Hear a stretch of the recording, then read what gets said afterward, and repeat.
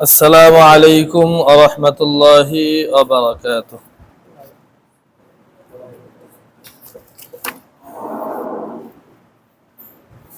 الله أكبر الله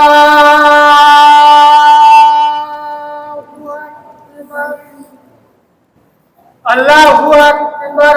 الله أكبر أشهد أن لا إله إلا الله أشهد أن لا إله إلا الله. أشهد أن لا إله إلا الله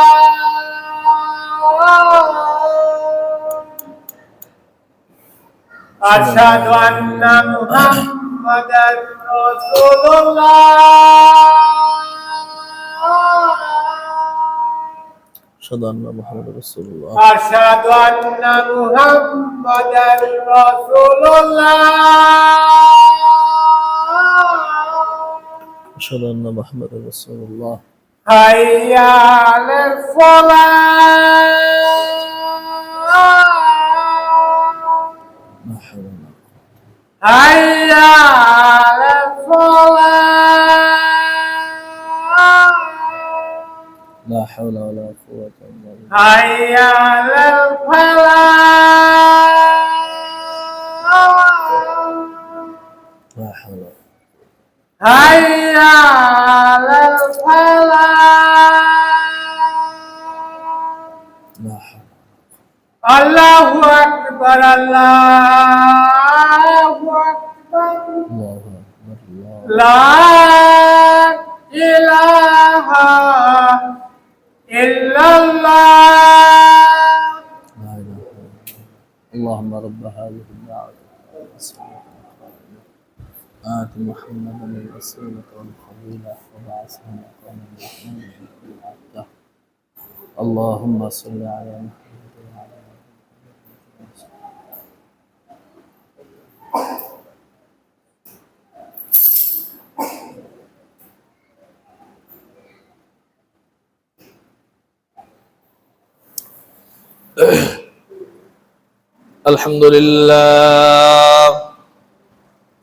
الحمد لله نحمده ونستعينه ونستغفره ونؤمن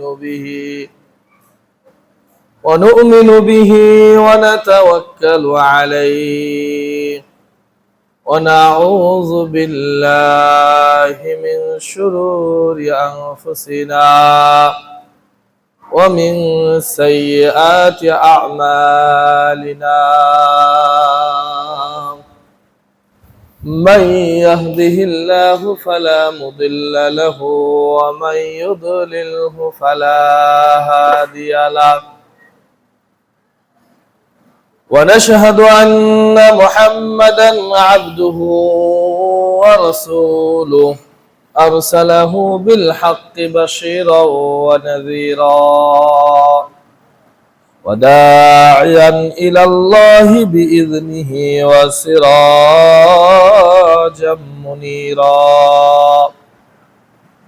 أما بعد فإن خير الحديث كتاب الله وخير الهدي هدي محمد صلى الله عليه وسلم وشر الأمور محدثاتها وكل محدثة بدعة وكل بدعة ضلالة وكل ضلالة في النار.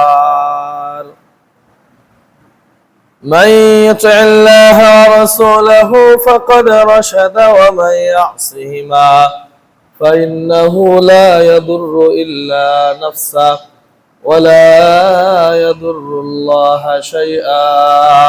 ثم عما بعد أعوذ بالله من الشيطان الرجيم. يا أيها الذين آمنوا إذا قمتم إلى الصلاة فاغسلوا وجوهكم وأيديكم إلى المرافق وامسحوا برؤوسكم وأرجلكم إلى الكعبين إلى آخر الآية. وقال النبي الأمين صلى الله عليه وسلم صلوا كما رأيتموني أصلي.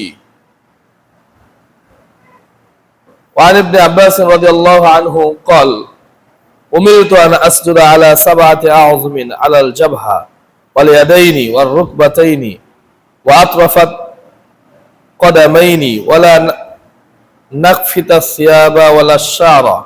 رواه البخاري إلى آخر الحديث. আলহামদুলিল্লাহ, যাবতীয় প্রশংসা, যাবতীয় গুণগান মহান আল্লাহ তাআলার দরবারে, যিনি আমাদেরকে সুস্থ রেখে সুস্থতার সাথে তার মহান হুকুম পালন করার উদ্দেশ্য নিয়ে মসজিদে আসার, বসার, কিছু কথা বলা এবং শোনার জন্য তৌফিক পেলাম। সেজন্য অন্তরের অন্তঃস্থল থেকে শুকরিয়া আদায় করি, বলি আলহামদুলিল্লাহ।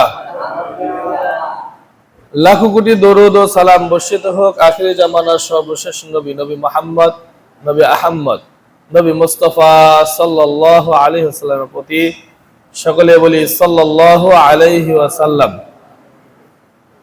সম্মানিত উপস্থিত মুসল্লিন একরাম, আমি আপনাদের সম্মুখে কালাম পাক থেকে একটি আয়াত এবং রাসূলুল্লাহ সাল্লাল্লাহু আলাইহি ওয়াসাল্লাম মুখ নিঃসৃত হাদিস থেকে দুখানা হাদিস পাঠ করেছি। এই আয়াত এবং হাদিসকে সম্মুখে রেখে আজকের খুতবার সময় সংক্ষিপ্ত আলোচনার বিষয় সালাত আদায়ের পদ্ধতি।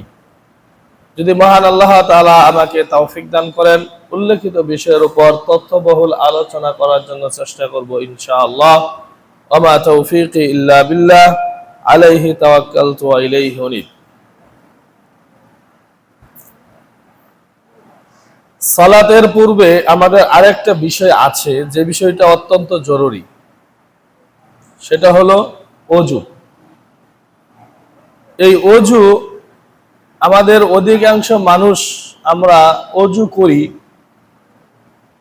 ওযুটা নিয়ম অনেকেই জানি, গুরুত্বের সাথে পালন করি না, আবার অনেকে জানিও না কিভাবে ওযু করতে হয়।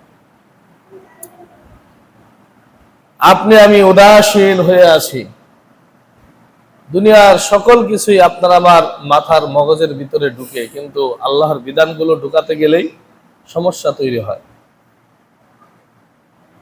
কারো যদি ওযু ভুল হয়, তাকে যদি ভুল ধরিয়ে দেওয়া হয়, ভুল সংশোধন তো পরের কথা, আরো রাগ হয়ে যায়। কি হয়ে যায়? রাগ হয়ে যায়, সে নিজেকে অপমানিত বোধ করে। আসলে বিষয়টা কিন্তু এমন না। আমি একজন আলেম, আমি আপনাদের মসজিদের ইমাম, আমার ভুলও হতে পারে। যে আমার ভুল দেখলো তার উচিত আমার ভুলটা কি করা? ধরিয়ে দেওয়া।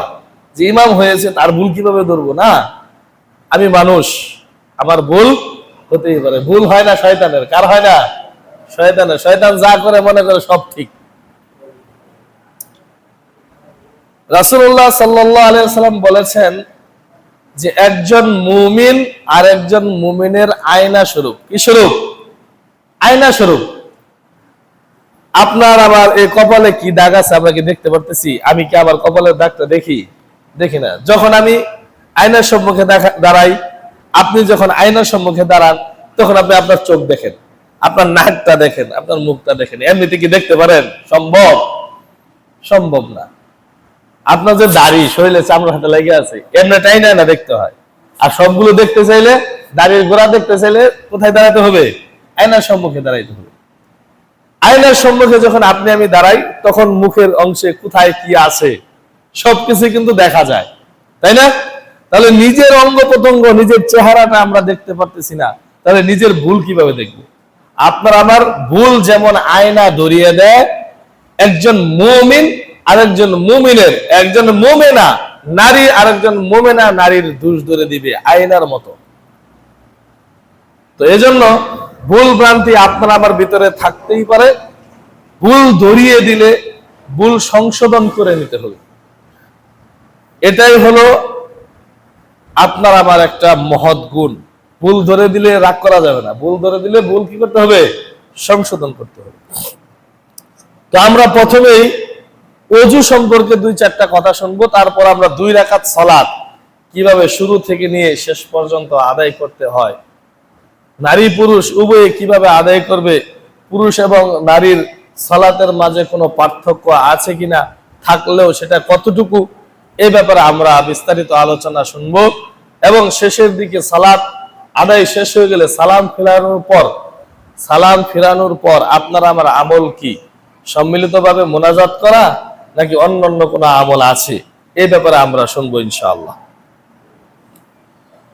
তো ওযুটা হলো আল্লাহ তাআলার বিধান, আল্লাহ তাআলা আদেশ করেছেন। সূরা মায়েদার 5 এবং 6 নম্বর আয়াতে আল্লাহ তাআলা বলছেন, ইয়া আইয়ুহাল্লাযীনা আমানু ইযা কুমতুম ইলাস সালাহ, হে ঈমানদারগণ তোমরা যারা ঈমান এনেছো, ইযা কুমতুম ইলাস সালাহ, যখন তোমরা সালাতে দাঁড়াবে, যখন তোমরা সালাতে দাঁড়ানোর ইচ্ছা করবে, নামাজ পড়বে, যখন তোমরা কি করবে, নামাজ পড়বে, ইযা কুমতুম ইলাস সালাহ ফাগসিলু ওয়ুজুহাকুম, তখন তোমরা তোমাদের মুখমণ্ডল কি করবে, ধৌত করবে।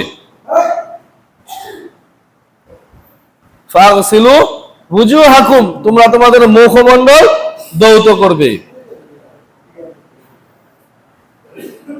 ফাগসিলু ওয়ুজুহাকুম ওয়া আইদিয়াকুম ইলাল মারাফিক, এবং তোমাদের দুই হাত কোণই পর্যন্ত ধৌত করবে। আমসাহু বিরুউসিকুম, তোমরা তোমাদের মাথা মাসহ করবে। ওয়া আরজুলাকুম ইলাল কাবাইন, এবং টাকনু পর্যন্ত উভয় পা ধৌত করবে। তো মোটামুটি এখানে কিছু বিষয় আছে, সম্পূর্ণ বিস্তারিত এই আয়াতের মাঝে নেই। যেমন মুখমণ্ডল ধৌত করা, মুখমণ্ডলের মাঝে মুখ আছে, তারপর আবার নাক আছে, তাই না? আমরা মুখ বলতে এইটুকু বুঝি, ওয়াজহাকুম মানে মুখ, চেহারা, ওয়াজহাকুম তোমাদের চেহারা, ওয়াজহুন অর্থ হলো চেহারা, আমরা চেহারা বলতে এইটুকুই বুঝি, তাই না? আর এটা হলো খাওয়ার জন্য মুখ, গহবর যেটাকে বলে ফামুন, এটার আরবি হলো কি ফামুন, আর চেহারার আরবি হলো ওয়াজহুন। আল্লাহ তাআলা বলছেন, ইয়া আইয়ুহাল্লাযীনা আমানু ইযা কুমতুম ইলাস সালাতি ফাগসিলু ওয়ুজুহাকুম, তোমরা তোমাদের মুখ ধৌত করো। এখানে যা আছে, মুখ আছে, নাক আছে, তাই না? আছে না? ফামুন যেটা মুখ সেটা আছে, আর ওয়াজহুন আছে। ওয়াজহুন মানে এখানে যা আছে সব। তারপরে আল্লাহ তাআলা বললেন যে তোমরা তোমাদের দুই হাত কোণই পর্যন্ত ধৌত করো। তারপর আল্লাহ তাআলা বললেন যে তোমরা সমস্ত মাথা কি করো, মাসেহ করো। মাথার সাথে কি আছে, কান আছে, তাই না? মাথার সাথে কি আছে, কান আছে। অর্থাৎ এই কানের ভিতরে যে গিরাইন গুলো আছে, সেই গিরাইন গুলো সহ এগুলো বাহির দিয়ে যা আছে সবগুলো কি করতে হবে, মাসেহ করতে হবে। অনেকে মাথা মাসেহ করে 4 ভাগের 1 ভাগ, কিভাবে করে, যে এভাবে মারে, এভাবে, হ্যাঁ হবে না। আবার শেষে কি করে, গাড়ের মধ্যে গাড় মাসেহ করে। গাড় মাসেহ করা বিদআত, গাড় মাসেহ করা কি স্পষ্ট বিদআত। এই ব্যাপারে যে হাদিসটা আছে, হাদিসটা জয়ীফ, সেটা কি দুর্বল হাদিস। আমরা যখন যখন লোক নেই বাড়িতে, আপনার যে কোনো কাজ করাইতে চাইলে, তখন খুঁজি কি, যে কোন লোকটা দিয়ে আমার দিনের কাজটা সুন্দরভাবে শেষ হবে, যার দ্বারা কাজটা বেশি হবে, তাকে কিন্তু আমরা খুঁজি। এলাকার মধ্যে মাঝে অনেক লোক আছে না, মানুষের কাজ করে দেয়, অন্যের কাজ করে দেয় টাকার বিনিময়ে। তখন আমরা কিন্তু সকল গৃহস্থেন অর্থাৎ মালিক পক্ষ খুঁজি যে কোন লোকটা সবচেয়ে বেশি কাজ করতে পারে, কার শরীরের শক্তি বেশি, তাই না? তার কাজে নেই। আচ্ছা, কাজে নেওয়ার সময় দুর্বল লোক নেই না, তাহলে আমলের ব্যাপারে আমরা দুর্বল হাদিস আমল করবো কেন?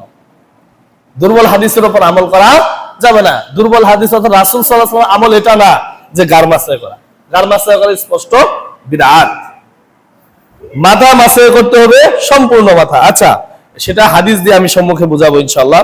রাসূলুল্লাহ সাল্লাল্লাহু আলাইহি ওয়াসাল্লাম বলতেছেন, লা তুকবালুস সালাতা বিগাইরি তুহুরিন, লা তুকবালুস সালাতান বিগাইরি তুহুরিন, পবিত্রতা ব্যতীত আল্লাহ তাআলা সালাত কবুল করবেন না।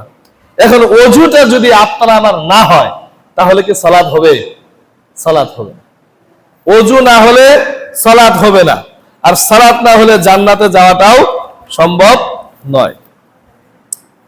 সম্মানিত উপস্থিত মুসল্লিয়ে কেরাম, ওযুর ব্যাপারে বলতে গিয়ে, ফজিলত সম্পর্কে বলতে গিয়ে উসমান রাদিয়াল্লাহু আনহু থেকে বর্ণিত, তিনি বলতেছেন, মান তাওয়াদ্দা ফাহসানাল উদুয়া খরাজাত খতায়াহু মিন জাসাদিহি হাত্তা তাখরুজা মিন তাহতা আসফারিহি।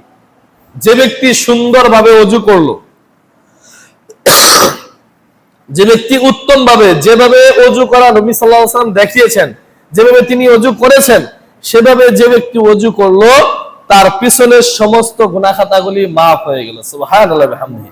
এমনকি হাত্তা তাখরুজা মিন তাহতা আসফারিহি, নখের নিচেও যদি কোনো গুনাহ লুকায়িত থাকে সেই গুনাহটাও ওই ওযুর পানির সাথে জ্বলে যায়। সুবহানাল্লাহি ওয়া বিহামদিহি। ওযুর ফজিলত বলতেছিলাম।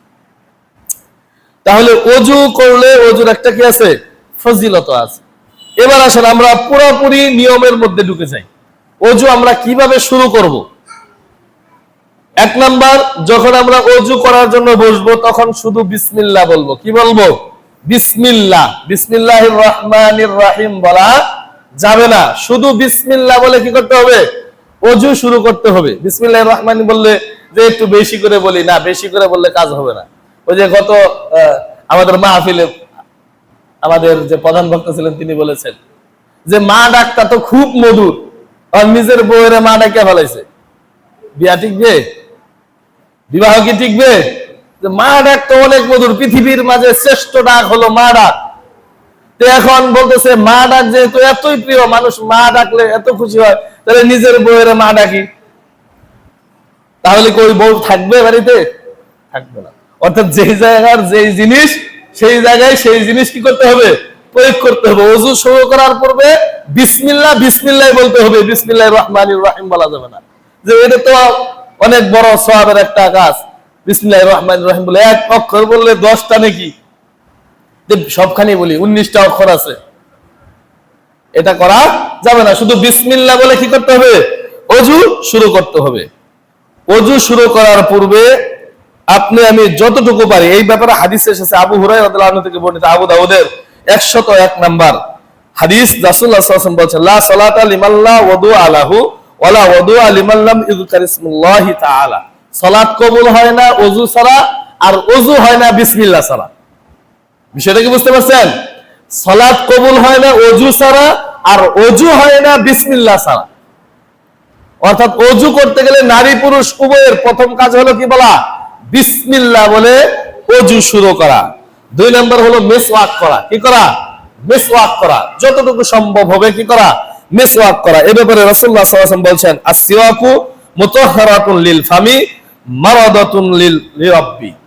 ওযু মিসওয়াকটা হলো মুখের দুর্গন্ধ দূরকারী এবং রবের সন্তুষ্টি অর্জনকারী। অর্থাৎ মিসওয়াকটা করলে কি হবে? রবের সন্তুষ্টি অর্জন হবে। মিসওয়াক করলে কি হবে? রবের সন্তুষ্টি অর্জন হবে এবং কি হবে? মুখের দুর্গন্ধ দূর হবে। উপকার আপনার আমারই, দুটোটাই। মিসওয়াক করলে প্রথম কাজ হবে মুখের যে দুর্গন্ধটা আছে সেটা দূর হয়ে যাবে। আর 2 নাম্বার মারাদাতুন লিররাব্বি, রবের সন্তুষ্টি অর্জন হবে। তাহলে মিসওয়াক করতে হবে। এই ব্যাপারে দেখেন আরেকটা হাদিস দেখেন, যায়েদ ইবনে খালিদ রাদিয়াল্লাহু আনহু থেকে বর্ণিত, আবু দাউদের 47 নম্বর হাদিস। রাসূল তিনি বলতেছেন, সামিআতু রাসূলুল্লাহ সাল্লাল্লাহু আলাইহি ওয়াসাল্লাম ইয়াকুল লাউলা আন আশqa আলা উম্মতি লা আমারতুহুম বিসওয়াকি ইনদা কুল্লি সালাতিন। রাসূলুল্লাহ সাল্লাল্লাহু আলাইহি ওয়াসাল্লাম বলছেন, আমি রাসূল সম্পর্কে বলতে শুনেছি, যায়েদ ইবনে খালিদ রাদিয়াল্লাহু আনহু বলছেন যে রাসূল সাল্লাল্লাহু আলাইহি ওয়াসাল্লাম বলেছেন, আমি তাকে বলতে শুনেছি, আমি যদি আমার উম্মতের জন্য কঠিন মনে না করতাম তাহলে প্রতিটা সালাতে আমি তাদেরকে মিসওয়াক করার জন্য আদেশ করতাম। তাহলে এই কথা দ্বারা বোঝা যাচ্ছে যে মিসওয়াক করার একটা গুরুত্ব আছে। আরেকটা হাদিস বললে আপনি আরো ক্লিয়ার হয়ে যাবেন যে মিসওয়াকের গুরুত্ব সাহাবীরা কতটুকু দিতেন। ক্বালা আবু সালামা, আবু সালামার পিতা বলতেছেন, ফারাআইতু যায়দান ইয়াজলিসু ফিল মসজিদ, আমি যায়েদ রাদিয়াল্লাহু আনহুকে এমন অবস্থায় মসজিদে বসা দেখেছি, এমন অবস্থায় তিনি বসা ছিলেন, ওয়া ইন্না সিওয়াকা মিন আযানিহি মাউদিউল কলামি মিন আযানিল কাতিব। একজন লেখক যেভাবে তার কলমকে কানের মাঝে গুজে রাখে, কলম রাখার জায়গায়, আমরা অনেক সময় কি করি, কানের মাঝে এখানে কি বলে, এই ধরেন একটা জিনিস, এই ধরেন কলম, এভাবে আমরা কলমটা কি করি, গুজে রাখি না? ঠিক তিনি বলছেন, আবু সালামা বলতেছেন যে আমি যায়েদ রাদিয়াল্লাহু আনহুকে দেখতে পাচ্ছি যে তিনি মসজিদে এমন অবস্থায় বসে আছেন যে তার কানের মাঝে একজন লেখক যেভাবে কলম রাখে তার মেসকটা সেভাবেই সেখানে রেখে দিয়েছি। ফাকুল্লামা কামা ইলা সালাতি, যখন সালাতের জন্য কি হচ্ছে, ইকামত হচ্ছে, তখন সে কি করতেছে, কারণ এর কান থেকে মেসওয়াকটা বের করে দাঁতে ঘষা দিয়ে দাঁড়িয়ে পড়ছে, সালাতের জন্য দাঁড়াচ্ছে। অর্থাৎ দাঁত ঘষা দিলে যে কুলি করতে হবে এই সে এরকম কোনো বিষয় না। দেখেন রাসূল সাল্লাল্লাহু আলাইহি ওয়াসাল্লামের সুন্নাহ, রাসূল সাল্লাল্লাহু আলাইহি কথাকে মানার জন্য যাতে সেটা মিস্টেক না হয়ে যায়, একজন সাহাবী সর্বদাই তার কানের মাঝে গুজে রাখতেন একটা মেসওয়াক। আর আপনি আমি এমনও দিন যায় যে সারাদিন ওই ব্রাশই করি না, মেসওয়াক তো বড় কথা, এমন মানুষ আছে। সম্মানিত উপস্থিত মুসল্লিনা কারাম, তাহলে আপনার আমার যতটুকু সম্ভব হবে ওযু করার পূর্বে আপনি আমি কি করব? মেসওয়াক করব। ওই বিসমিল্লাহ বলে মেসওয়াক দিয়ে আগে প্রথম শুরু করলাম। তারপর কি করা? পূর্ণভাবে ওযু করা। নুআইম ইবনে আব্দুল্লাহ আল মুজবির রাদিয়াল্লাহু আনহু থেকে বর্ণিত, মুসলিমের 246 নম্বর হাদিস, তিনি বলছেন রাআইতু আবা হুরায়রা, আমি আবু হুরায়রা রাদিয়াল্লাহু আনহুকে দেখেছি, ইয়াতাওয়াদ্দাউ ফাগাসালা ওয়াজহাহু, তিনি প্রথমে ওযু করার সময় প্রথমে তার মুখমণ্ডল কি করলেন? ধৌত করলেন। ফাসলাগাল উযুআ সুম্মা গাসালা ইয়াদাইহিল ইমনা, প্রথমে তারপর তিনি তার ডান হাত কনুই পর্যন্ত কি করলেন? ধৌত করলেন। হাত্তা আশরাফিল আদুদি সুম্মা ইয়াদাইহিল ইসরা, তারপর অনুরূপভাবে তার বাম হাতকে কনুই পর্যন্ত ধৌত করলেন। সুম্মা মাসাহা রাসাহু সুম্মা গাসালা রিজলাইহিল ইমনা হাত্তা আসরা ফিস সাক, তারপর তিনি তার মাথাকে, সম্পূর্ণ মাথাকে কিভাবে মাসাহ করলেন? তার হাতকে এভাবে নিয়ে এখান থেকে নিয়ে একবার শেষ পর্যন্ত চুলের গোড়ালি পর্যন্ত নিয়ে আবার এভাবে উল্টিয়ে নিয়ে আসলেন। নিয়ে আসার পর এই যে মধ্যমা আঙ্গুলি আছে এই আঙ্গুলিটা এই কানের ভিতরে ঢুকিয়ে দিলেন, এবং এটা এই বড় আঙ্গুলি যেটা সেটা বাহির দিয়ে ঘোরাতে ঘোরাতে শেষ করলেন, এবং এই আঙ্গুলটা কানের যে ভিতরের পেঁচগুলো আছে সেই পেঁচগুলো ঘুরিয়ে তিনি এভাবে মাথা মাসাহ করলেন। তারপর বলছে সুম্মা গাসালা রিজলাইহিল ইমনা হাত্তা আসরা ফিস সাক, তারপর তিনি তার ডান পা টাকনু পর্যন্ত কি করলেন? ধৌত করলেন। সুম্মা গাসালা রিজলাইহিল ইসরা, তারপর বাম পা তিনি ডান পায়ের মতো ধৌত করলেন। সুম্মা ক্বালা হাকাযা রাআইতু রাসূলুল্লাহ সাল্লাল্লাহু আলাইহি ওয়াসাল্লাম ইয়াতাওয়াদ্দাউ, তারপর আবু হুরায়রা রাদিয়াল্লাহু আনহু এভাবে ওযু করার পর বলতেছে যে আমি নবী মুহাম্মদ সাল্লাল্লাহু আলাইহি ওয়াসাল্লামকে এভাবেই ওযু করতে দেখেছি। ক্বালা রাসূলুল্লাহ সাল্লাল্লাহু আলাইহি ওয়াসাল্লাম আনতুমুল গুররুল মুহাজ্জালিনা ইয়াওমাল কিয়ামাতি মিন ইসবাহিল উযুই ফামান ইসতাতাআ মিনকুম ফালিয়ুতিল গুররাতাহু ওয়া তাহজিলুহু। নবী আলাইহিস সালাম বলছেন যে আবু হুরায়রা রাদিয়াল্লাহু আনহু তারপর বলছেন যে নবী সাল্লাল্লাহু আলাইহি ওয়াসাল্লাম বলেছেন যে আমি কিয়ামতের দিন আমি আমার উম্মতকে বাছাই করব, চিনে নিব তাদের ওযুর অঙ্গ প্রত্যঙ্গগুলো দেখে দেখে। সুবহানাল্লাহ, যার যতটুকু সম্ভব সে যেন তার এই অঙ্গ প্রত্যঙ্গগুলো বেশি বেশি ওযু করে উজ্জ্বল করে নেয়। তাহলে মোটামুটি এই হাদিসে আপনি আমি ওযু কিভাবে করতে হয় সেটা জানলাম। আমরা ওযু করার সময় একটা জিনিস খেয়াল করব, পানি যাতে অপচয় না হয়, যথাসাধ্য সম্ভব যতটুকু চেষ্টা করা যায় যাতে আপনার আমার দ্বারা পানি অপচয় না হয়, সেটা আপনার বাড়ির পানি হোক বা মসজিদের পানি হোক, বাড়ির পানি হোক বা মসজিদের পানি হোক, এই পানি যাতে অপচয় না হয়। ট্যাপের পানি, মসজিদের পানি ছেড়ে দিয়ে আপনি বসে আছেন, যেখানে আপনার এক বদনা পানি দ্বারা কিংবা 1 লিটার পানি দ্বারা ওযু হয়ে যেত, কিন্তু আপনার আমার এই অপচয়ের কারণে দেখা যাচ্ছে যে 10 জনের ওযুর পানি আপনি আমি একাই নষ্ট করে ফেলছি। এই ট্যাঙ্কিতে আপনার ধরেন 1000 লিটার পানি আছে, 1000 লিটার, কয় লিটার? 1000 লিটার পানি ধরে এই ধারণ করে। আমাদের মসজিদে যদি প্রতিদিন 100 করে মুসল্লি হয় প্রতি ওয়াক্তে, কত ওয়াক্তে?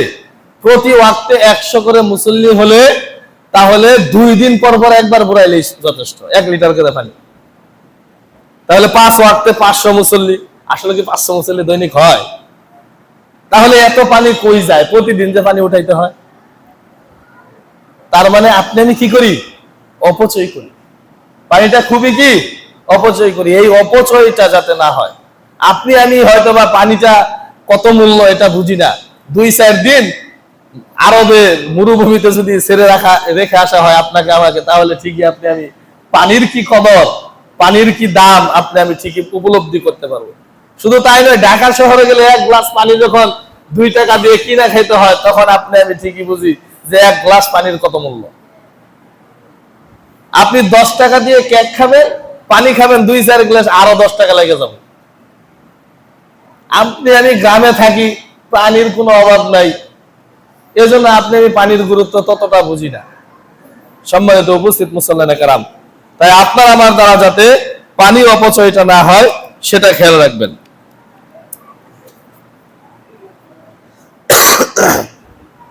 আরেকটা বিষয় শুরুতে আমি ছেড়ে এসেছি, সেটা হলো বিসমিল্লাহ বলে ওযু করার পূর্বে প্রথমে আপনার আমার দুই হাত কিন্তু কবজি পর্যন্ত ধুইতে হবে, এটা মনে রাখবেন। ওযুর অঙ্গ প্রত্যঙ্গের দিকে যাওয়ার পূর্বে কবজি পর্যন্ত কিন্তু আগে দুই হাত ধুইতে হবে। তারপর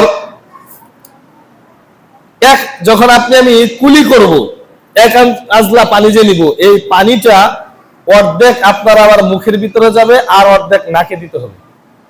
মনে রাখবেন এই নিয়মটা আমি অনেকেই জানি না, এবং জানলেও এটা আমল করি না, কঠিন হয়ে যায়। এই এক আজলা পানি, অর্ধেক পানি আপনার মুখে যাবে আর অর্ধেক পানি নাকে যাবে। কুলি করবেন এবং বাম হাত দিয়ে নাকটা পরিষ্কার করবেন। বাম হাত দিয়ে কি করবেন? নাক পরিষ্কার করবেন। অর্ধেক যাবে মুখে আর অর্ধেক নাকে, এটা মনে রাখবেন। যখন আমি হাত পাও গুলো ধোবো, ওযুর অঙ্গ, তখন আমি কি করব? হাতের আঙ্গুলগুলি, পায়ের আঙ্গুলগুলি খিলাল করব। যাদের লম্বা দাড়ি আছে, যাদের কি আছে লম্বা দাড়ি আছে, তারা আমরা কি করব? এভাবে আঙ্গুলে পানি ভিজিয়ে এভাবে খিলাল করে নিব। কি করে নিব? খিলাল করে নিব। এবং নবী আলাইহিস সালাম একদিন ওযু করার পর এক অঞ্জলি পানি নিয়ে তার দাড়ির নিচে দিচ্ছে। এটা দেখে সাহাবীরা হতবাক হয়ে গিয়েছে। কি হয়ে গেছে? হতবাক হয়েছে। এই এক অঞ্জলি পানি দিয়ে কি দাড়ি ভিজলো? তখন নবী সাল্লাল্লাহু আলাইহি সাল্লাম বলতেছেন যে তোমরা হতবাক হওয়ার কিছু নেই, আমার রব আমাকে এভাবে আদেশ করেছে, তাই আমি দাড়ির থুতনির নিচ দিয়ে এক অঞ্জলি পানি দিয়ে আমি দাড়িটা কি করলাম? খিলাল করে নিলাম। অর্থাৎ আপনার আমার যাদের বড় দাড়ি আছে, তাদের দাড়ি কি করতে হবে? এভাবে খিলাল করে নিতে হবে। তারপর ওযু শেষ হওয়ার পর লজ্জাস্থান বরাবর কি করতে হবে? পানি ছিটা দিতে হবে। ওই যে প্রস্রাব করার সময় যদি অসতর্কতার কারণে কোনো কারণে যদি লঙ্গিতে বা এক ফোঁটা পেশাব লেগে যায় পোশাকে, ওই সন্দেহ দূর করার লক্ষ্যে রাসূলুল্লাহ সাল্লাল্লাহু আলাইহি ওয়াসাল্লাম বিধান দিলেন যে লজ্জাস্থান বরাবর বাম হাত দ্বারা লজ্জাস্থান বরাবর এভাবে পানি ছিটা দেওয়া। বুঝতে পারছেন? এটা করবেন। এবং ওযু শেষ করে কালেমায়ে শাহাদাত পাঠ করা, আশহাদু আল্লা ইলাহা ইল্লাল্লাহু ওয়া আশহাদু আন্না মুহাম্মাদান আবদুহু ওয়া রাসূলুহু আল্লাহুম্মা জাআলনি মিনাত তাওয়াবিনা ওয়া জাআলনি মিনাল মুতাতাহহিরিন। নবী আলাইহিস সালাম বলছেন, যে ব্যক্তি ওযু শেষে এই দোয়াটা পাঠ করলো, ওই ব্যক্তির জন্য আল্লাহ তাআলা আসমানের 8টি দরজা খুলে দেন। যেই দরজা দিয়ে ইচ্ছা সে ওই দরজা দিয়ে জান্নাতে প্রবেশ করবে। সুবহানাল্লাহ। আচ্ছা, ওযুর পর্ব এবার শেষ। তাহলে ওযুটা যদি না হয় আপনার আবার কিন্তু সালাত হবে না। সেজন্য ওযুটা সুন্দরভাবে করতে হবে। আপনি ওযু করলেন, যদি আপনার শরীরের ওযুর অঙ্গের কোন একটা জায়গায় যদি সামান্য পরিমাণ শুকনো থাকে, তাহলে আপনার ওযু হবে না। এখন আপনি অসুস্থ, ওযুর বিকল্প কি? ওযুর বিকল্প হলো তায়াম্মুম। কি তায়াম্মুম? আপনি অসুস্থ, পানি ধরলে আপনার অসুস্থতা বেড়ে যেতে পারে, কিংবা আপনি এমন একটা জায়গায় অবস্থান করতেছেন, সেই জায়গায় কোনো পানি নেই, ধরেন মরুভূমিতে আছেন, পানি নেই, তখন আপনার বিকল্প হলো কি? তায়াম্মুম। এরকম তায়াম্মুমের মাসালা যেমন ওযুতে পানি না পাইলে তায়াম্মুম করতে হয়। যখন আপনি ঢিলা কলুপ ব্যবহার করবেন, তখন যদি আপনি পানি না পান, তখন আপনি ঢিলা কলুপ ব্যবহার করতে পারবেন, নচেত ঢিলা কলুপ ব্যবহার করতে পারবেন না। পানির উপস্থিতিতে ঢিলা কলুপ ব্যবহার করা মানে নবী সাল্লাল্লাহু আলাইহি ওয়াসাল্লামের হাদিসের অমান্য করা। বিষয়টা কি বুঝতে পারছেন? ঢিলা কলুপ ব্যবহার করবেন আপনি কখন? যখন আপনি পানি না পাবেন। যেমন ভাবে আপনি ওযু করতেছেন, তায়াম্মুম করতেছেন পানি না পাওয়ার কারণে, ঢিলা কলুপ ব্যবহার করবেন পানি না পাওয়ার কারণে। সম্মানিত উপস্থিত মুসল্লিয়ানে কেরাম, এবার আসেন আমরা সালাতের দিকে যাই। রাসূলুল্লাহ সাল্লাল্লাহু আলাইহি ওয়াসাল্লাম বলেছেন, সল্লু কামা রাআইতুমুনি উসাল্লি, তোমরা সালাত আদায় করো ওইভাবে যেভাবে আমাকে সালাত আদায় করতে দেখেছো।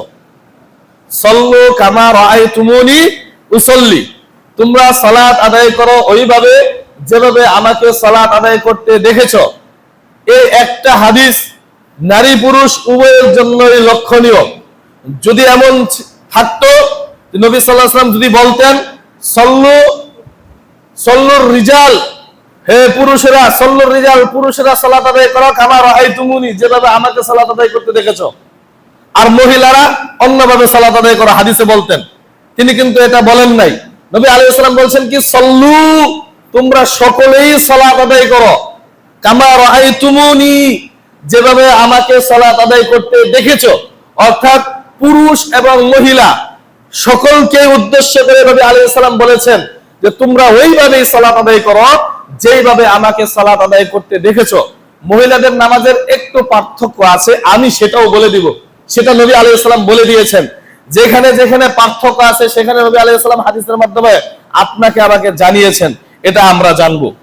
তাহলে প্রথমে সালাত আদায় করতে হলে আমাদের কাতার করতে হয়। কি করতে হয়? কাতার করতে হয়।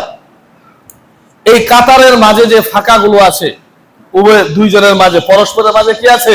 ফাঁকা আছে। সেই ফাঁকা পূর্ণ করতে হবে।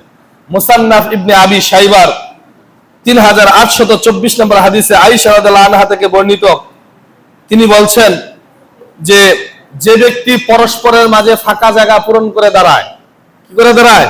পরস্পরের মাঝে ফাঁকা জায়গা কি করে দাঁড়ায়? পূর্ণ করে দাঁড়ায়।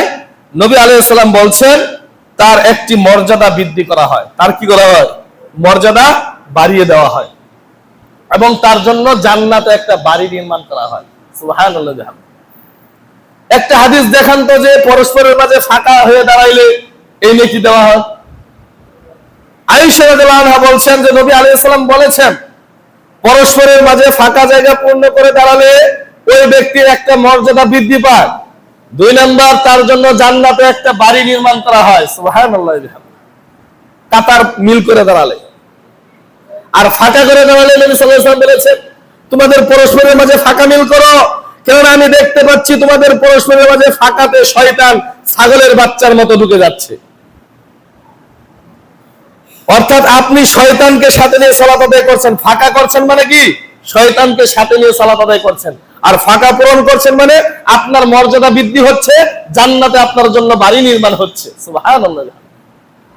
সম্মানিত উপস্থিত মুসল্লিয়ানে কেরাম, আরেকটা হাদিস নেন আয়েশা রাদিয়াল্লাহু আনহা থেকে বর্ণিত, তিনি বলছেন, ইবনে মাজাহ 995 নম্বর হাদিস, নবী আলাইহিস সালাম বলেছেন যারা কাতারের মাঝে ফাঁকা পূরণ করে দাঁড়ায় তাদের উপর ফেরেশতারা আল্লাহর রহমত বর্ষণ করতে থাকে। সুবহানাল্লাহ। যতক্ষণ পর্যন্ত তারা এইভাবে কাতারের মাঝে মিল করে দাঁড়াবে ততক্ষণ পর্যন্ত আল্লাহর ফেরেশতারা তাদের ওই ফাঁকা যে পূরণ করে দাঁড়িয়েছে আল্লাহর রহমত বর্ষণ করতে থাকবে। সুবহানাল্লাহি ওয়া বিহামদিহি, সুবহানাল্লাহিল আযীম।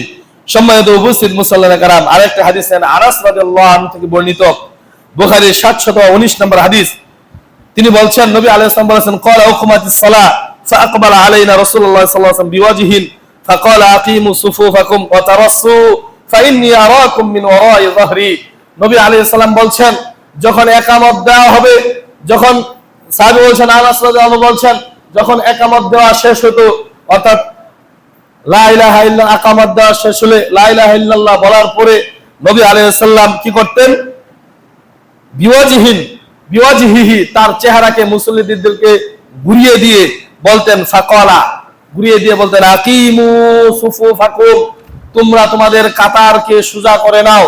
আকিমু সুফুফাকুম ওয়া তারাসসু, লেগে লেগে দাঁড়াও, তোমরা লেগে লেগে দাঁড়াও। আওয়াকুম মিন ওয়ারাই যাহরি, কেননা আমি আমার পিছন দিক দিয়েও তোমাদেরকে দেখতে পাই। অর্থাৎ পিছনে কেউ ভুল করলে নবী আলাইহিস সালামকে আল্লাহ তাআলা ওহী করে দেন যে অমুক জায়গায় এই সমস্যা হচ্ছে, এই দেখা সেই দেখা না। রাসূলুল্লাহ পিছনে কিন্তু চোখ ছিল না। তিনি এটা বলছেন, এটার দ্বারা বোঝা যাচ্ছে যে আল্লাহ তাআলা তাকে ওহীর মাধ্যমে জানিয়ে দিতেন। আল্লাহ নবী সাল্লাল্লাহু আলাইহি ওয়াসাল্লাম মুখ করে বলতেন যে তোমরা কি করো? আকিমু সুফুফাকুম, তোমাদের কাতারগুলোকে সোজা করো। ওয়া তারাসসু, তারাসসু মানে হলো একটা ইট আরেকটা ইটের সাথে আমরা কিভাবে লাগাই। একজন রাজমিস্ত্রি যখন একটা ইট বিছায়, ওই ইটটা সুন্দরভাবে বসানোর জন্য সেখানে আবার বালু মিশ্রিত সিমেন্ট সেখানে দেয়, সুন্দরভাবে সেটা বসায় যে কোনো ছিদ্র থাকে কিনা। কোনো ছিদ্র থাকে। সীসা ডালা, রাসূল সাল্লাল্লাহু আলাইহি ওয়াসাল্লাম বলেছেন যে তোমরা সীসা ডালা পাঁচিলের মতো তোমাদের কাতারগুলোকে সোজা করে নাও। আর আমাদের তথাকথিত কিছু ভাইয়েরা আছে বলে কি কাতার সোজা করুন, ফাঁকা ফাঁকা হয়ে দাঁড়ান, বলে কিনা। অথচ নবী আলাইহিস সালাম নিজে বলতেন, মুসল্লিদের দিকে মুখ করে বলতেন, যখন তোমরা কাতার করবে তখন তোমরা কাতারগুলোকে এমন ভাবে সোজা করবে যেন সীসা ডালা পাঁচিলের মতো তোমরা। সম্মানিত উপস্থিত মুসল্লিয়ানে কেরাম, আরেকটা হাদিস নেন আনাস রাদিয়াল্লাহু আনহু থেকে বর্ণিত। তিনি বলছেন, ক্বালা সিয়া সুফুফাকুম ফাইন্না তাসবিয়াউ সুফুফি মানে আকামিস সালাহ ইল্লা ইনদা মুসলিমিন মিন তামামিস সালাহ। নবী আলাইহিস সালাম বলছেন, যখন একামত হয়ে যেত আমাদেরকে আদেশ করতেন যে তোমরা কাতারগুলোকে সোজা করো, কেননা কাতার সোজা করাটা সালাত পূর্ণ হওয়ার নিদর্শন। কাতার সোজা করা, কাতার পূর্ণ করা সালাত কবুল হওয়ার একটা নিদর্শন। অর্থাৎ আমরা যদি চাই যে আমাদের সালাত কবুল হোক, আমাদের সালাত পূর্ণতা পাক, তাহলে কাতার আগে সোজা করতে হবে। মা বোনদের জন্য একই মাসালা, মা বোনদের জন্য একই মাসালা। যখন আমরা কাতার করব, তখন আমাদের কাতারের উভয়ের মাঝে যাতে কোনো ফাঁকা না থাকে। সম্মানিত উপস্থিত মুসল্লিয়ানে কেরাম, তারপর আরেকটা প্রচলিত নিয়ম আছে যে জায়নামাজ পাঠ করার দোয়া, ইন্নী ওয়াজ্জাহাতু ওয়াজহিয়া লিল্লাযী ফাতারাস সামাওয়াতি। বুকা মুফতি এটা জানে না এই দোয়াটা নবী আলাইহিস সালাম কখন করেছেন। তাকবীরে তাহরিমা বাঁধার পর, সানা পড়ার পরে এই দোয়া করেছেন রাসূলুল্লাহ সাল্লাল্লাহু আলাইহি ওয়াসাল্লাম। আর এই দোয়াটা বের করে নিয়ে এসেছে জায়নামাজ পাঠ করার জন্য। আচ্ছা বলেন তো, একটা যুবক ছেলে কিংবা আপনার নিজের প্রস্রাব যদি লঙ্গিতে লেগে যায়, একবার প্রস্রাব করেই দিয়েছে একটা ছোট বাচ্চা, বড় বাচ্চা, ছেলে বাচ্চা 4-5 বছরের, কিংবা একটা মেয়ে বাচ্চা প্রস্রাব করে দিয়েছে, কিংবা আপনার নিজের লঙ্গিতে পোশাকে একটা ময়লা লেগেছে, যে ময়লা লাগার কারণে গোসল ফরজ। এখন ওই পোশাকটা দোয়া করার মাধ্যমে কি না পাক করার কোনো মাধ্যম আছে? আপনি যে পোশাকটা নাপাক হয়ে গেছে, দোয়া পানি দিয়ে ধৌত করা ছাড়া সেটা পাক করা সম্ভব নয়, সেই পোশাকটা কি দোয়া পড়ার মাধ্যমে পবিত্র করার কোনো ওয়ে আছে, রাস্তা আছে? রাস্তা আছে? নাই। এখন জায়নামাজ যদি নাপাক থাকে, ওই কথা বাদই দিলাম, বল ঠিক আছে দোয়া পড়া জায়েজ, আমি মাইনে নিলাম কিছু সময়ের জন্য। তো দোয়া পড়ার মাধ্যমে কি জায়নামাজ যদি সত্যিকার অর্থে কুকুরে প্রস্রাব করে থাকে, কুকুরে প্রস্রাব তো নাপাক, তাই না? কুকুরে প্রস্রাব করে থাকে, ওই ইন্নী ওয়াজ্জাহাতু ওয়াজহিয়া এটা পড়ার মাধ্যমে কি জায়নামাজ পাক হয়ে যাবে, পবিত্র হয়ে যাবে? হবে না। এটা অর্থাৎ এটার কোনো ভিত্তি নেই বিধায় এই দোয়াটা এখানে বেদাত হয়েছে। এটা একটা বানোয়ার দোয়া। অর্থাৎ জায়নামাজ পাক করার কোনো দোয়া পৃথিবীর বুকে, আসমানের নিচে নাই, জমিনের উপরে নাই।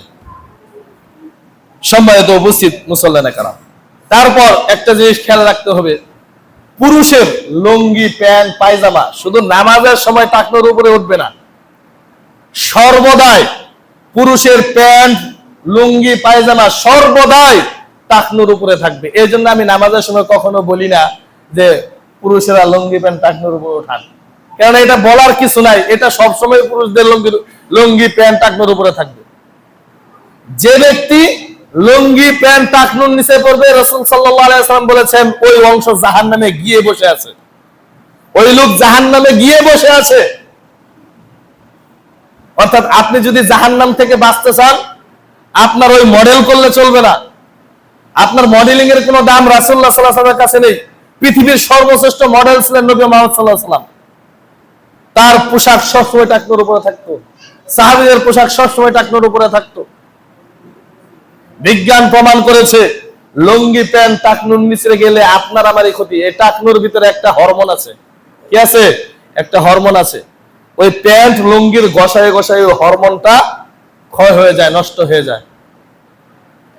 এই হরমোনটা হলো যৌবন শক্তির হরমোন। সম্মানিত উপস্থিত মুসল্লিয়ানে কেরাম, তাই পুরুষের লুঙ্গি প্যান্ট টাকনু সর্বদাই টাকনুর উপরে থাকবে, আর নারীদের থাকবে পায়ের পাতা পর্যন্ত। উল্টা হয়ে গেছি আমরা, মা বোনদের উঠে গেছে প্রায় হাঁটুর কাছে, আর আমাদেরটা সেট সাজায়। আপনি একজন পুরুষ এমন আছে যে এমন ভাবে হাইটে যাইতেছে, রাস্তার ধুলাবালি যা আছে সব পরিষ্কার হয়ে যায়। সম্মানিত উপস্থিত মুসল্লিয়ানে কেরাম, তারপর যখন আমরা নামাজে দাঁড়াই, অনেকেই দেখা যায় পাঞ্জাবি বা ফুল হাতা শার্ট থাকলে এভাবে বলটাই, তাই না? এভাবে বলটাই রাখি, এভাবে বলটানো যাবে না। কি করা যাবে না? বলটাই রাখা যাবে না, বাস করে রাখা যাবে না। আপনি হাফ হাতা পরে আসেন সেটা ভিন্ন কথা, কিন্তু আপনি ফুল হাতা পরে এসে, পাঞ্জাবি পরে এসে আপনি এটা বলটিয়ে রাখবেন, সেটা চলবে না। হাদিস বুখারীর 812 নম্বর হাদিস। নবী আলাইহিস সালাম বলছেন, উমিরতু আন আসজুদা আলা সাবআতা আযমিন, আমি 7টি অঙ্গের উপরে সেজদা করতে আদিষ্ঠিত হয়েছি। আমাকে আল্লাহ তাআলা 7টি অঙ্গের উপর সেজদা করতে আদেশ করেছেন। এক নাম্বার আলাল জাবহাতি ওয়াল ইয়াদাইন, আলাল জাবহাতি ওয়াল ইয়াদাইন, দুই হাতের উপর সেজদা করতে। অর্থাৎ যখন আমরা অনেকে সেজদায় যাই, প্রথম কি করি? হাঁটুটা আগে মারি, এটা কি করি? হাঁটুটা আগে দেই, তাই না? কিন্তু নবী আলাইহিস সালাম বলছেন যে আল্লাহ তাআলা আমাকে আদেশ করেছেন আমাকে 7টি অঙ্গের উপর ওযু করতে, সেজদা করতে, 2 হাত। তারপর বলছেন অরুকবাতাইন, 2 হাঁটু, হইলো কয়টা? 4টা। ওয়াতরাফাল কদামাইন, 2 পা, কয় পা? 2 পা, হইলো 6টা। ওয়ালা নাকফিতাল সিয়াবা ওয়ালা শারা, তারপর বলছেন যে নাক এবং কপাল, এই দুইটা একটা, হলো কয়টা? হইলো কয়টা? 7টা।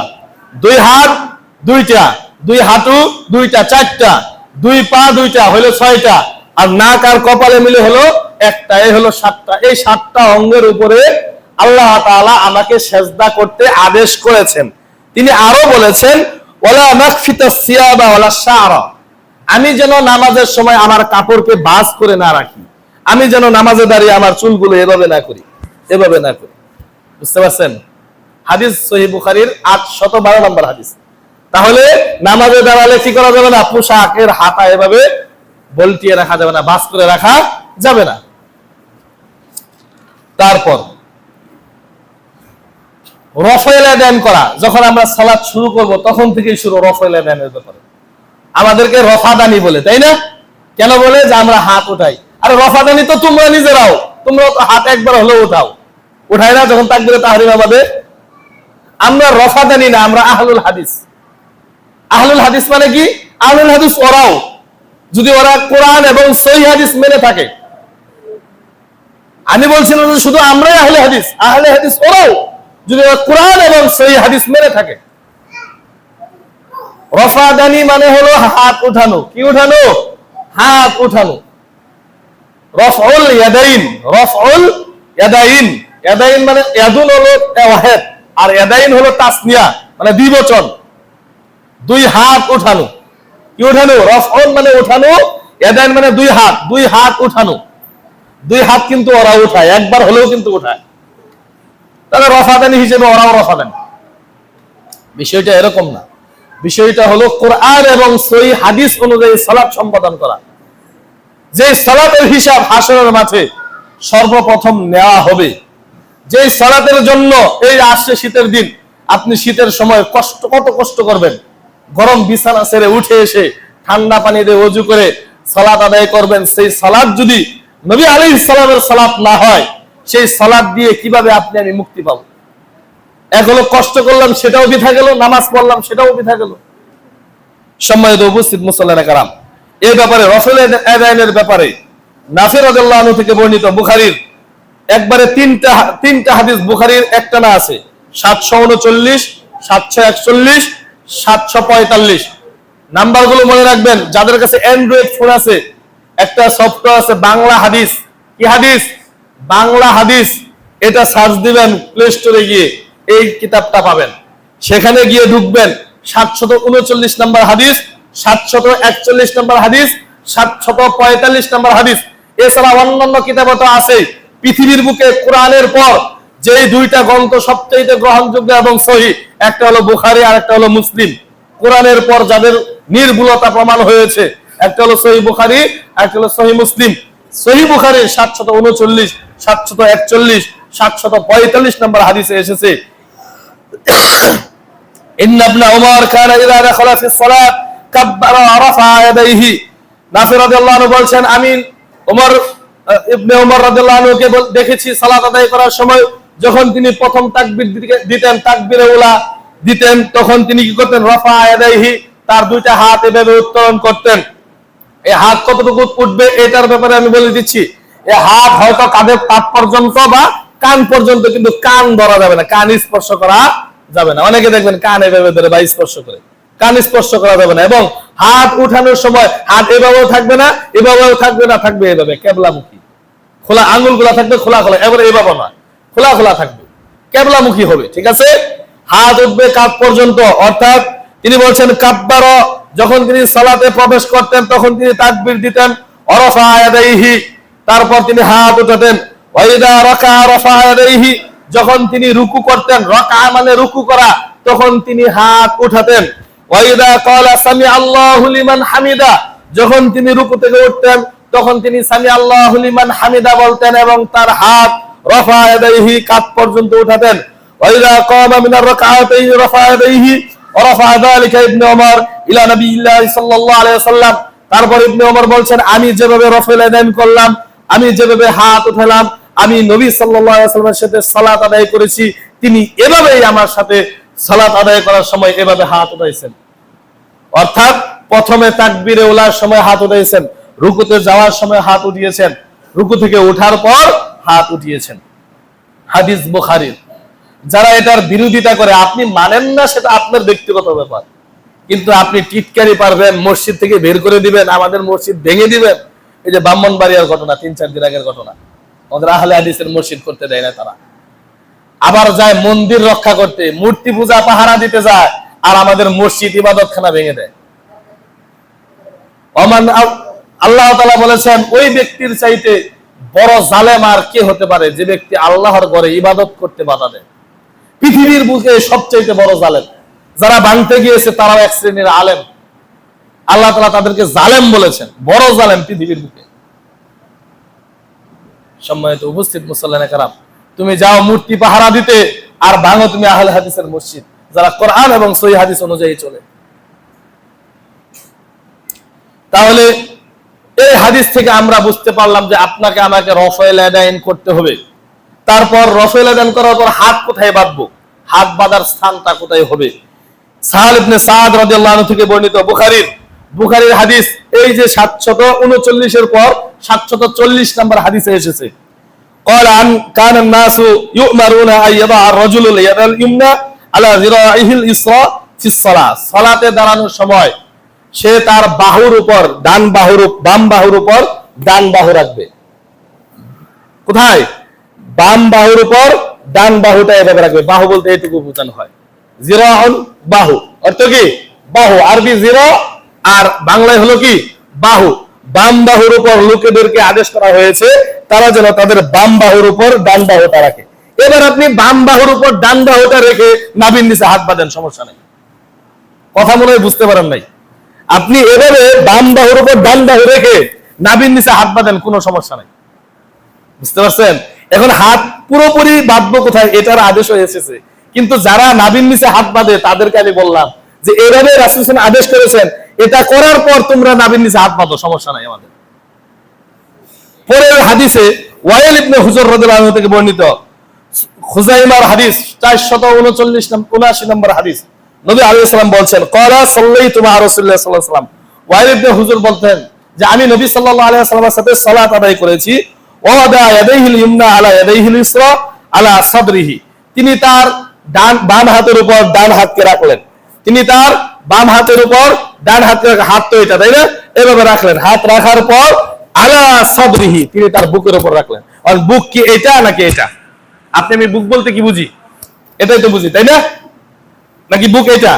এটা তো পেট, পায়খানার ট্যাঙ্কি, তাই না? তল পেটে রাখে, টানা পারে, অনেকে দেখি টানা পারে। নাউজুবিল্লাহ, আস্তাগফিরুল্লাহ। এই হাদিসগুলো কোথায় যাবে? কোথায় যাবে এই হাদিসগুলো? তাহলে হাত বাঁধার জায়গা হাদিস দ্বারা প্রমাণ দিলাম বুকের উপরে। কোথায় রাখতে হবে? বুকের উপরে রাখতে হবে।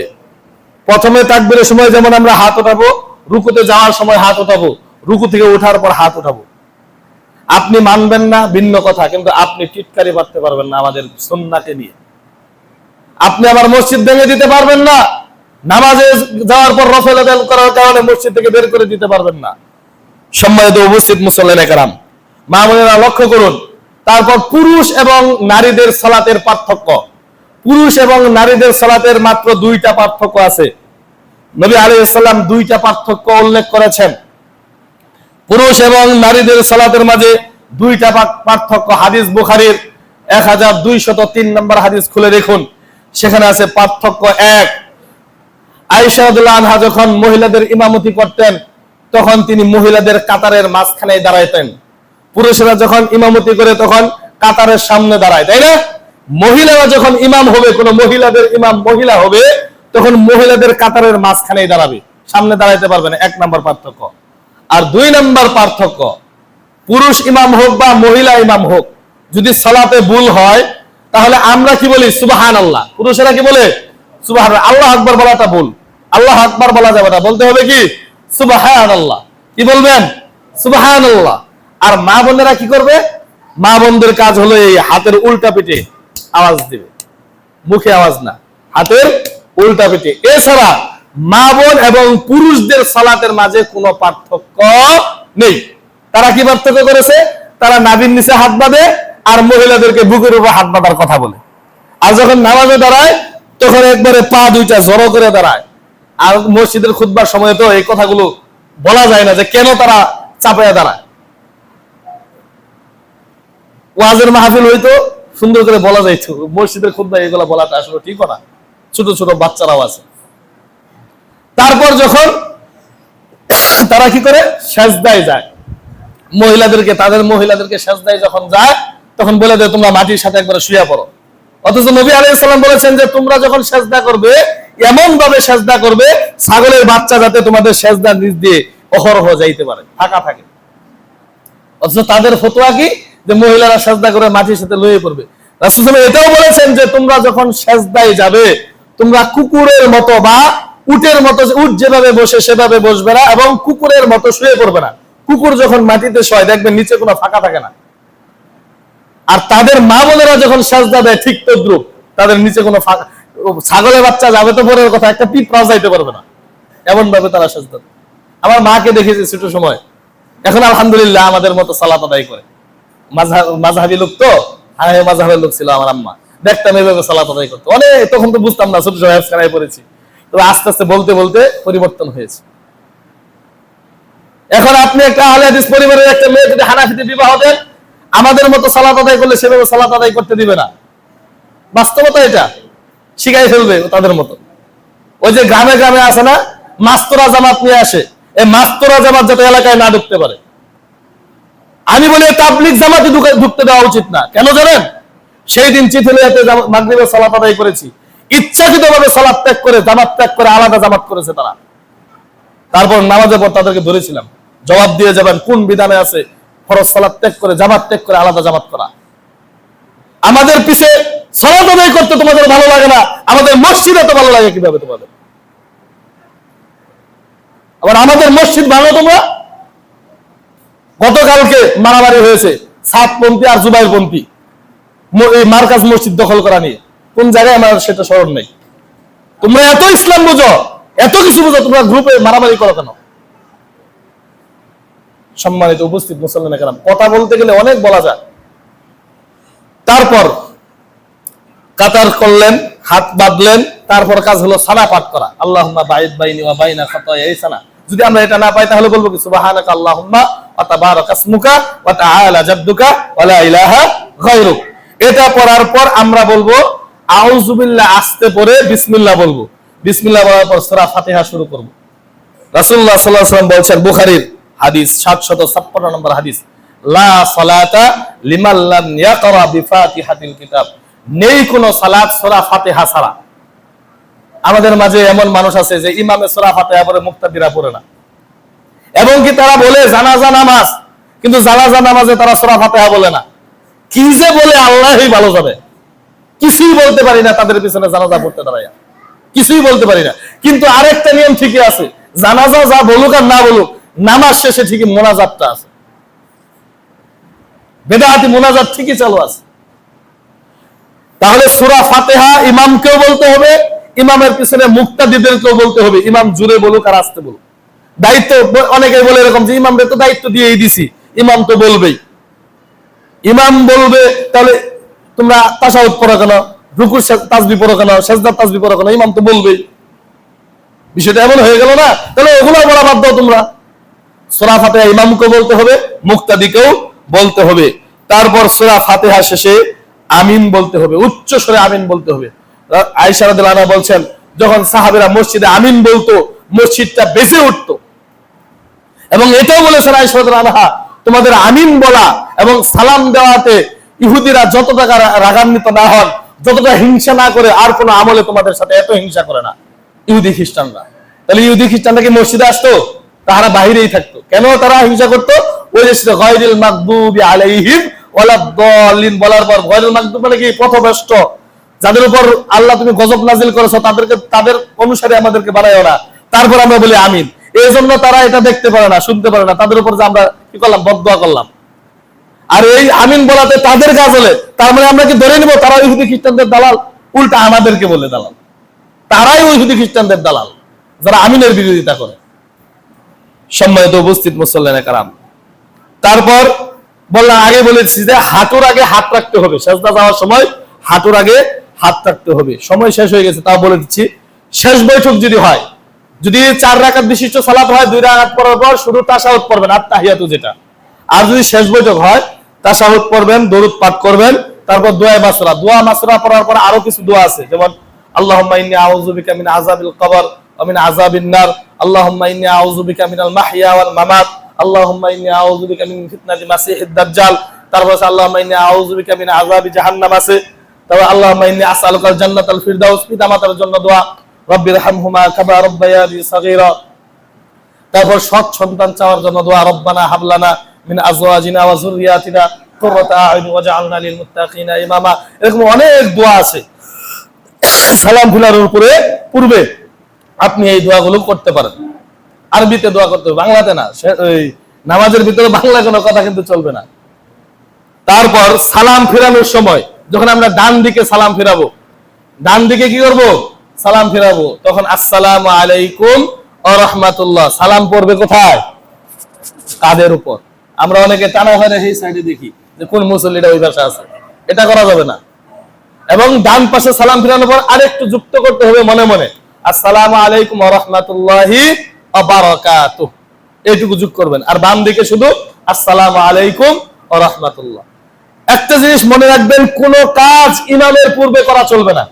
আপনি যদি ইমামের পূর্বে কোনো কাজ করেন তাহলে আপনার সালাত বাতিল। তারপর সালাম ফিরানোর পর একবার বলবেন আল্লাহু আকবার। একবার কি বলবেন? আল্লাহু আকবার, উচ্চ স্বরে। সালাম ফিরানোর পর 3 বার বলবেন আস্তাগফিরুল্লাহ, আস্তাগফিরুল্লাহ, আস্তাগফিরুল্লাহ। তারপর বলবেন আল্লাহুম্মা আনতাস সালাম ওয়া মিনকাস সালাম, তাবারাকতা ইয়া যাল জালালি ওয়াল ইকরাম, আল্লাহুম্মা লা মানিআ লিমা আ'তাইতা ওয়া লা মু'তিয়া লিমা মানা'তা ওয়া লা ইয়ানফা'ু যাল জালাল। যারা পারেন এগুলো বলবেন। তারপর সুবহানাল্লাহ 33 বার, আলহামদুলিল্লাহ 33 বার, আল্লাহু আকবার 33 বার। 100 বার পূর্ণ করবেন কালেমে তাওহীদ দিয়ে। কি দিয়ে? কালেমে তাওহীদ। লা ইলাহা ইল্লাল্লাহু ওয়াহদাহু লা শারীকা লাহু, লাহুল মুলকু ওয়া লাহুল হামদু ওয়া হুয়া আলা কুল্লি শাইইন কাদির। রাসূলুল্লাহ সাল্লাল্লাহু আলাইহি ওয়াসাল্লাম বলেছেন, যে ব্যক্তি এভাবে সুবহানাল্লাহ 33 বার, আলহামদুলিল্লাহ 33 বার, আল্লাহু আকবার 33 বার পড়ার পর কালেমে তাওহীদ পাঠ করবে, তার জীবনের গুনাহ খাতাগুলি সমুদ্রের ফেনা পরিমাণ হলেও আল্লাহ তাআলা ক্ষমা করে দেবেন। সুবহানাল্লাহ। আমরা কয়জন এই কাজটা করি? সালাম ফেরানোর সাথে সাথে দৌড়, কিভাবে বের হবো। আবার যদি সালাম ফেরানোর পর মেরে দিতাম একটা, তাহলে ঠিকই বসে থাকতাম, যে হুজুর তো দোয়া করবে, একটু বসি, মোনাজাত করবে। বিদআত কত মজা লাগে, বিদআত যে কত মজা। বিদআত করলে আপনি আমার উপর সন্তুষ্ট, আর বিদআত না করলে আপনি আমার উপর রাগ। এই হলো বিদআত। তাহলে তারপর আয়াতুল কুরসি পাঠ করা। কি করা? এই ফজিলত তো আপনারা জানেন। আয়াতুল কুরসি পাঠ করলে 5 ওয়াক্ত সালাতের পর ওই মারা যায় নাই কারণে জান্নাতে যায় না, তার মানে মারা যাওয়ার সাথে সাথে 5 ওয়াক্ত সালাতের পর আয়াতুল কুরসি পাঠকারী জান্নাতে চলে যাবে। সুবহানাল্লাহি ওয়া বিহামদিহি। আবার এখানে একটা বিষয় আছে, আয়াতুল কুরসি পাঠ করে অনেকে বুকে ফু দেয়, এই ফু দেওয়া যাবে না। তারপরে আবার দেখা যায় মাথায় হাত রেখে দোয়া পড়ে, মাথায় সালাম ফিরানোর পর অনেকে দেখবেন মাথায় হাত রেখে দোয়া পড়ে, এটাও বিদআত, স্পষ্ট বিদআত। এই হাদিসটা জয়ীফ, হাদিস আমলযোগ্য না। আবার অনেকে দেখবেন চোখ মুছে এভাবে, ফাঁকা সাফনা আনকা হিত কাফা বছর কালিয়া আলাইকা হাদিদ, এভাবে এটা সালাম ফিরানোর পর এটা করে, এটাও বিদআত, এটাও করা যাবে না। এগুলার স্থান আছে। ওই যে বললাম না, নিজের বউকে সন্তুষ্ট করার জন্য মা ডাকটা পৃথিবীর মধ্যে সর্বশ্রেষ্ঠ ডাক, তো নিজের বউয়ের আম্মা ডাকে ফেলাইছে, চলবো? বউ থাকবো? ওই বউ না হারাম হয়ে গেল। তো এই জন্য যেই জায়গার যেই কাজ সেই জায়গায় সেই কাজ করতে হবে, যেই জায়গার যেই দোয়া সেই জায়গায় সেই দোয়া করতে হবে, সেই আমল করতে হবে, তাহলে সেটা সুন্নাহ। আর যদি কিছু ঢুকান তাহলে সেটা বিদআত। সম্মানিত উপস্থিত মুসল্লিয়ানে কেরাম, অনেক কথা বললাম, কেউ মনে কষ্ট নিবেন না। আমি শুধু আপনাদেরকে জানানোর জন্য বললাম যে সালাতের মাধ্যমে আপনার আমার সকল আমলকে যাচাই করা হবে। আগে সালাত ঠিক, সকল আমল ঠিক। সালাত নষ্ট, সকল আমল নষ্ট। সেই সালাত যদি আপনার আমার ঠিক না হয়, সাল্লু কামা রাআইতুমুনি, নবী আলাইহিস সালাম বলেছেন তোমরা সালাত আদায় করো সেভাবে যেভাবে আমাকে সালাত আদায় করতে দেখেছো। আমি হাদিস বললাম, সবগুলো প্রায় বুখারীর হাদিস। যেভাবে তিনি সালাত আদায় করেন সেভাবে আপনাকে আমাকে সালাত আদায় করতে হবে। আরেকটা জিনিস মনে রাখবেন, প্রথম কাতার পুরা না হওয়ার আগ পর্যন্ত দ্বিতীয় কাতার করা যাবে না। মা বোনরা, এই বিশৃঙ্খলা আপনাদের মাঝে আছে। আপনারা সামনের কাতার পুরা না করে পিছনের কাতার করেন। সামনের কাতার আগে পুরা করবেন, তারপর পিছনের কাতার করবেন। পায়ের সাথে পা মিলিয়ে দাঁড়াবেন। আপনার সাথে যদি ফকুন নিয়েও দাঁড়ায়, একজন মুসলিম মেথর নিয়েও যদি দাঁড়ায়, তারপরেও আপনার সাথে পা মিলিয়ে দাঁড়াতে হবে ওনার সাথে। আপনার সাথে একজন মিসকিন ফকিরও দাঁড়াতে পারে। একজন লোক টয়লেট পরিষ্কার করে এসে গোসল করে ওযু করে যদি মসজিদে আসে, তার সাথেও আপনার পা মিলিয়ে দাঁড়াতে হবে। এটাই রাসূলুল্লাহ সাল্লাল্লাহু আলাইহি ওয়াসাল্লামের বিধান, এটাই সুন্নাহ। আপনার এত অহংকার থাকবে না, টাকাপুরি থাকবে না মরার পর। আপনিও 3.5 হাত জায়গা পাবেন মাটিতে শুবেন, আমি ইমাম সাহেব আমিও মাটির মধ্যে শুবো 3.5 হাত জায়গায়। তাই এত অহংকারের কিছু নাই, এত তাকাব্বুরির কিছু নাই। আল্লাহ তাআলা আমাদের সকলকেই যেই সময়টুকুতে সালাত সম্পর্কে আলোচনা করলাম, এই আলোচনার উপর আমাদের সকলকে আমল করার তৌফিক দান করুন। আমিন। ওয়া আখিরু দাওয়ানা আলহামদুলিল্লাহি রাব্বিল আলামিন।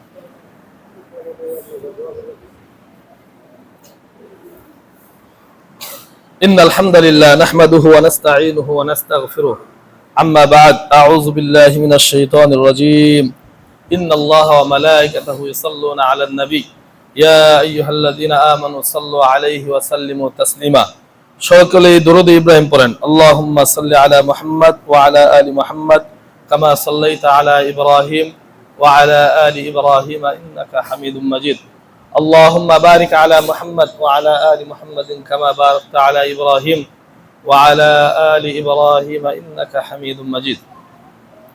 সম্মানিত উপস্থিত মুসল্লানে কেরাম, আপনারা সকলেই চিনেন কুরবান আলীর মেয়ে, একটাই মেয়ে দীর্ঘদিন যাবত অসুস্থ, সিজার করা হয়েছে। সিজার ডায়াবেটিসের কারণে গাওটা শুকাচ্ছে না। তো বেশ কয়েকটা অপারেশন হয়েছে।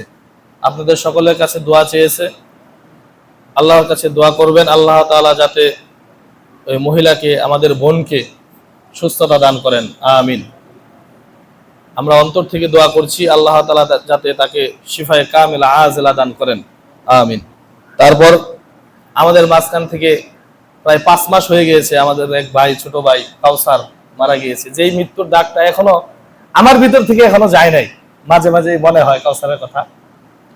তো এই যে মাহফিল গুলো করতেছি, বিভিন্ন জায়গায় মাহফিলে যাচ্ছি, মাহফিলের কথা স্মরণ হলে আরো বেশি মনে হয়। কারণ ওই যে একটা মাহফিল করেছিলাম, মানে ওর শরীরে যে আলাদা একটা স্পিড ছিল, কাজ করার যে স্পৃহাটা, এগুলা মনে পড়ে যায় মাঝে মাঝে। মাঝে মাঝে আমার কাছে আসতো, বসতো। তো এই মৃত্যুর ডাকটা আমার অন্তর থেকে এখনো যায় না, আপনাদের অন্তর থেকেও যায় নাই আশা করি। কারণ যুবক ছিল তো, ছোট মানুষ ছিল। তো তার জন্য অন্তর থেকে দোয়া করবেন। ছোট মানুষ, তেমন কিছু বুঝতো না। কারোর সাথে যদি আচরণে খারাপ করে থাকে, আসলে কি আমাদের সবচেয়ে মহৎ একটা গুণ হলো কি, যদি কেউ কোনো ভুল করে থাকে তাকে মাফ করে দেওয়া। কেউ মনে কিছু নেবেন না, সময় শেষ হয়ে গেছে, একটু কষ্ট দিই, 2-4টা কথা বললে আপনাদের অন্তর নরম হতে পারে। অনেক মানুষ তো আমাদের কাছ থেকে মারা যাচ্ছে, চলে যাচ্ছে, আমরাও একদিন চলে যাব। আমাদের অনেক ভুল হয়তো আমরা নিজেরা ধরতে পারি না, আপনাদের কাছে আছে। তখন উচিত হলো কি ক্ষমা করে দেওয়া, মাফ করে দেওয়া। এর চাইতে বড় আর কিছু নাই। যেই হোক না কেন, টাকা পয়সা পাক আর যাই পাক, আপনি দুনিয়াতে থাকা অবস্থায় টাকা পয়সা কাজে লাগবে, কিন্তু মারা যাওয়ার পর তার টাকা পয়সা কাজে লাগবে না, ছেড়েই যাইতে হবে। তো সবচাইতে বড় গুণ হলো মাফ করে দেওয়া। আপনার সাথে কথা কাটাকাটি হয়েছে, আপনার সাথে একটু খারাপ আচরণ করেছে, যেই হোক না কেন, আপনার সাথে চলাফেরা করেছে, আপনার সমাজের বন্ধু বান্ধব, ছোট ভাই, বড় ভাই যারা মারা গিয়েছে, আমরা সকলকে অন্তর থেকে মাফ করে দিব। এটা হলো সবচেয়ে বড় গুণ। আপনি যদি মাফ না করেন, হয়তো সে একটু বিপদে পড়বে, কিন্তু আপনি মাফ করে দিলে আল্লাহ আপনাকে মাফ করে দিবেন। সুবহানাল্লাহ। অর্থাৎ আপনার আমার একটা গুণ থাকা প্রয়োজন। আমাদের কাছ থেকে যারাই বিদায় নিয়েছে, কিছুদিন পূর্বে আমাদের কাছে জুবাই চাচা মারা গিয়েছে, বিদায় নিয়েছেন, তার জন্য অন্তর থেকে দোয়া করবেন, তাকেও মাফ করে দিবেন। তার ভুলভ্রান্তি থাকতে পারে, মানুষ। শুরুতে একটা কথা বলেছিলাম, ভুল হয় না শয়তানের। কার? শয়তানের। আমরা মানুষ, আমাদের ভুল হবেই। অর্থাৎ সকলকে মাফ করে দিবেন, অন্তর থেকে দোয়া করবেন যারা মারা গিয়েছে তাদের সকলকে যাতে আল্লাহ তাআলা জান্নাতুল ফেরদাউস দান করেন, আমিন। কাউসারের পিতামাতাকে যাতে আল্লাহ তাআলা উত্তম ধৈর্য ধারণ করার তৌফিক দিয়ে দেন, আমিন। যে সন্তান আল্লাহ তাআলা কেড়ে নিয়েছেন, এই সন্তানের চাইতে আরো বড় উত্তম সম্পদ যাতে আল্লাহ তাআলা তার পিতামাতাকে দান করেন, আমিন। যে অসুস্থ আছে কল্পনা আপা, আল্লাহ তাআলা তার জন্য দোয়া করতেছি, আল্লাহ আপনি তাকে সুস্থতা দান করে দিন, শিফায়ে কামিলা দান করে দিন, আমিন। আল্লাহ আমাদের কাছ থেকে যারা অন্ধকার কবর বাসিন্দা হয়ে গেছে তাদের জন্য দোয়া করতেছি, আল্লাহ আপনি তাদের সকলকে মাফ করে দিন, আমিন। ربنا ظلمنا انفسنا وان لم تغفر لنا وترحمنا لنكونن من الخاسرين, আমিন। হে আল্লাহ আমরা গুনাহগার, আপনি আমাদের জীবনের সমস্ত গুনাহ খাতাগুলি মাফ করে দিন, আমিন। পৃথিবী শুরু থেকে যত মুসলিম নরনারী অন্ধকার কবর বাসিন্দা হয়ে গেছে আল্লাহ তাদের সকলকে আপনি মাফ করে দিন, আমিন। খুতবার সংক্ষিপ্ত সময় যে আলোচনা করলাম এই আলোচনার উপর সকলকে আমল করার তৌফিক দিয়ে দিন, আমিন। واخر الحمد لله رب العالمين. عباد الله رحمكم الله ان الله يأمر بالعدل والإحسان وإيتاء ذي القربى وينهى عن الفحشاء والمنكر والبغي يعظكم لعلكم تذكرون فاذكروني اذكركم واشكروا لي ولا تكفرون.